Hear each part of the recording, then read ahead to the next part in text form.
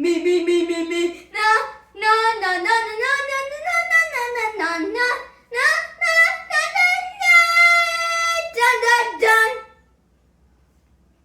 So, today we are going to talk about vaccines and how they work. Before we talk about that, we need to go into the quiz question. No. Now, last episode's quiz question was, well, what does SARS stand for? What's the answer? It stands for Severe Acute Respiratory Syndrome. Now that we've cleared out that, let's talk about vaccines!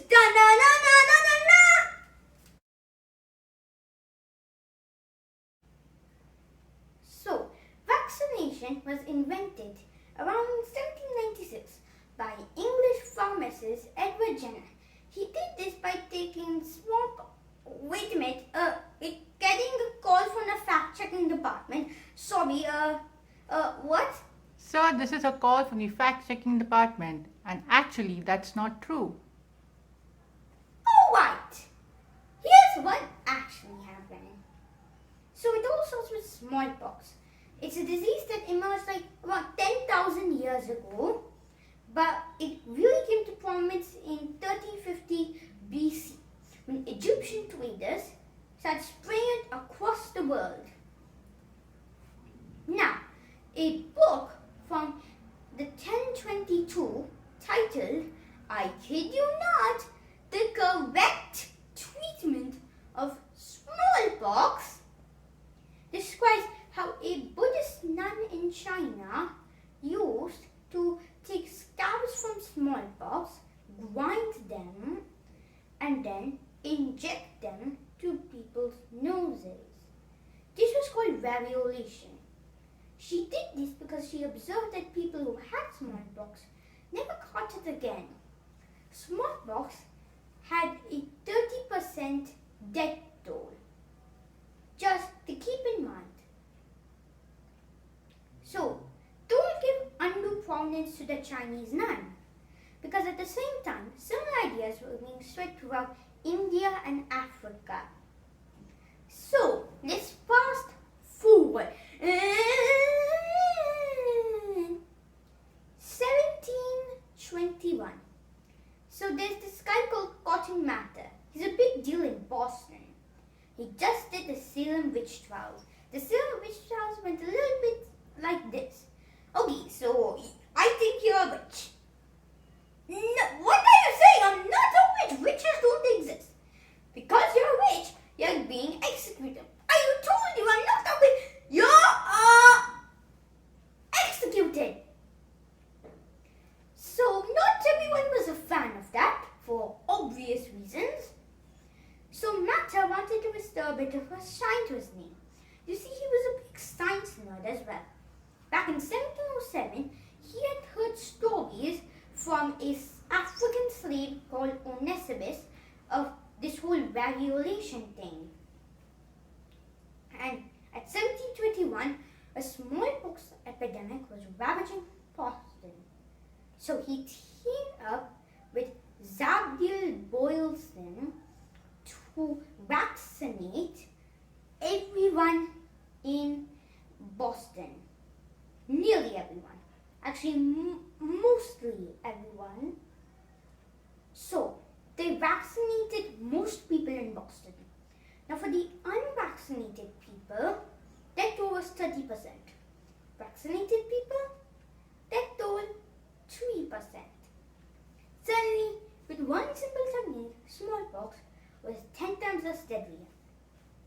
Now, let's go to 1796 again. And Edward Jenner is doing some experiments. Now, he hears a farmmaid saying, since I've got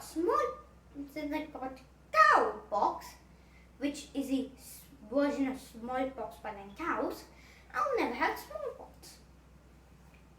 Now, he thought hard and he realized the maid was telling the truth. People who had cowpox never caught smallpox. So he did an experiment to test if it's true. he takes scars of cowpox from a milkmaid and injected it into his gardener's son, one James Phillips. Now, these cowpox scars, they gave him a mild fever but nothing else. Then, Jenner exposed him to smallpox. Literally nothing happened. He was now officially immune. Now, Edward Jenner did a lot of contributions. He realized that the cowpox vaccine could work against smallpox. He also coined the term vaccine, which comes from Latin vacca, meaning cow. But he never invented a vaccine. It was basically a publicity stunt because no one was believing Jenner's theories. Now, this was just the beginning of a long journey of vaccination. And by 1979, approximately 0 people around the world were infected with smallpox. That is the history of vaccines. But here's a question. How do vaccines work in the first place?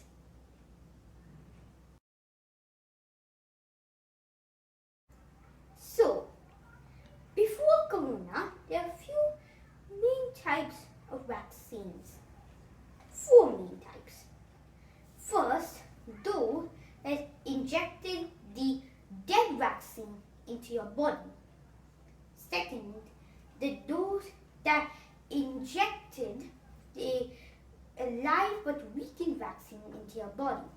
And those that took a small piece of the vaccine and put that in your body. Now, how do these 3 types work? Well, your immune system is your body's defense force. So when you inject a weakened version of the vaccine, your immune system will easily win. But it will learn how to defend it. And it stores that had code, how to defend it. It stores it in your body. So now that that's stored in your body, you will never touch it again. At least not for a long time. Okay, but I did mention that before Corona there was a 4th type. And we didn't even talk about the new type, mRNA.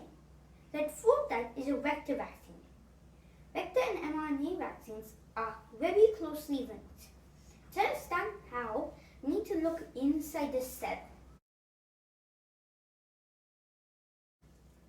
The cell has 3 main characters which are important in the production of these 2 special types of vaccines.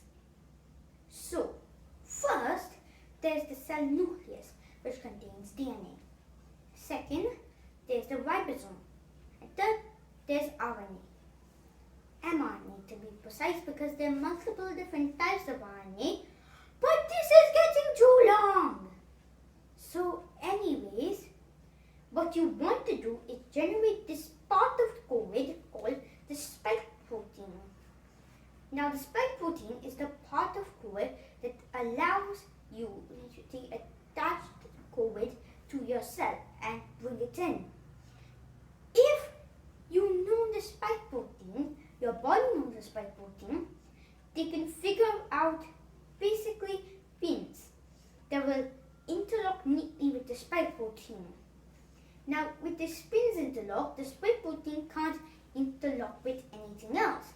So even though the virus is still in your body, it won't be able to cause any damage because it can't enter any cells to create copies of itself. Okay, so now how do you make the spike protein? Well, the ribosome, it makes proteins, and the nucleus has DNA, which is basically a list of all the proteins you can make. Now, the DNA in the nucleus, it's in the nucleus. It has to go to the ribosome. So, to transmit it, they use mRNA. Now, mRNA is very similar to DNA, but not exactly the same. DNA has 2 helixes. mRNA only has 1. And where DNA has A, T's, C's and G's, mRNA has A's, U's, C's and G's. But for the most part, they're pretty much the same. And this allows for communication between the cell and the ribosome. So, vector vaccines work by telling the nucleus the new DNA code for making the proteins, the spike proteins, then making the ribosome produce that. But the cell nucleus doesn't really like adding new code into it. So vector vaccines don't really work that well. Then there are mRNA vaccines. So mRNA vaccines work in a new age way. They work by injecting this new special genetic code for the mRNA for making the spike protein and directly attaches to the ribosome instead of having to do anything with the nucleus. This is far more efficient. Now, if you didn't get that, imagine your nucleus as a computer, ribosome as a printer. Now your nucleus has the tons of document files that they have the instructions of how to make a protein. These are the DNA. And the printer can take those files and print them. But first, they have to be converted into electricity, RNA, and then only they can be printed. Now, vector vaccines work by adding a new file to your computer that tells you how to make the spike protein. But mRNA vaccines work by very briefly disconnecting the laptop, connecting another laptop which has spike protein on it, printing the spike protein, and then immediately reconnecting back to the main nucleus. Now, why are mRNA vaccines so special? Well, because you own the genetic code to make them, and nothing else. Just with the genetic code, you can start making mRNA or vector vaccines. And this is why they're so special. This is about the sales announcement for the Funtastic Academy Media Corporation.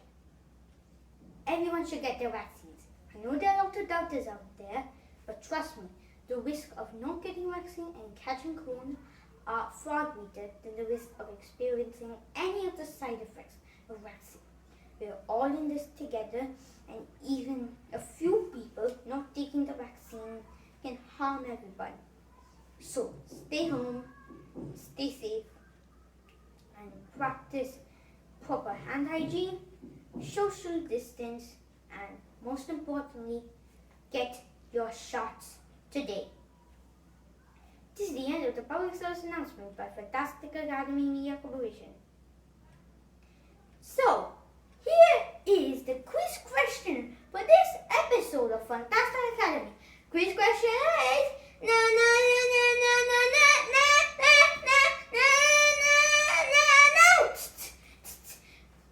what part of the cell is responsible for making proteins? Tell me the answer.